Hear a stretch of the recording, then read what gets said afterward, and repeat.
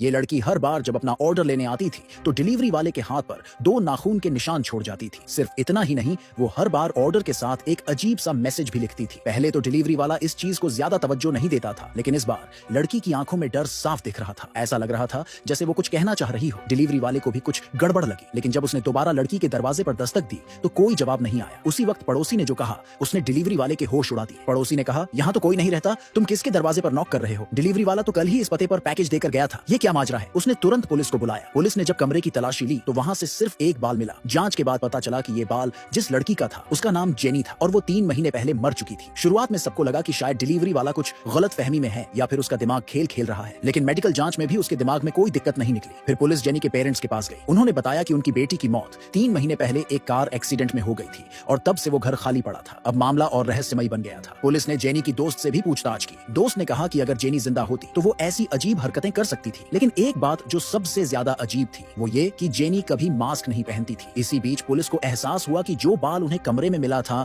वो जेनी का नहीं था, मगर सिर्फ एक बाल के आधार पर केस बनाना मुश्किल था और सुराग ढूंढने के लिए पुलिस दोबारा जेनी के घर गई। वहाँ एक दराज में उन्हें कुछ मास्क मिले। जब पुलिस ने उनकी जांच की तो एक मास्क पर उंगलियों के निशान मिले। पुलिस ने उन निशानों पर मैग्नेटिक पाउडर डाला और फिर ट्रांसपेरेंट टेप से उन्हें उठाया। अब उनके पास सबूत था जिससे केस को आगे बढ़ाया जा सकता था। फिर पुलिस ने अगले कमरे का दरवाजा खटखटाया। अंदर एक बूढ़ी औरत थी। पुलिस ने उससे पूछा कि क्या वो बगल वाली लड़की को जानती थी? बूढ़ी औरत ने जवाब दिया, हाँ, उसने तो मेरी जान बचाई थी पिछले हफ्ते। ये सुनकर पुलिस वाले चौंक गए। जेनी तो 3 महीने पहले मर चुकी थी, फिर वो बूढ़ी औरत की जान कैसे बचा सकती थी? पुलिस ने जेनी की तस्वीर निकाली और बूढ़ी औरत को दिखाई। बूढ़ी औरत ने कहा, हाँ, यही तो थी। अब पुलिस के लिए ये केस और भी उलझ गया था। उन्होंने दोबारा जेनी के कमरे की जांच शुरू कर दी। तभी एक पुलिस वाले ने अनजाने में पर्दे हटा दिए और वहाँ जो दिखा वो बहुत बड़ा सुराग था।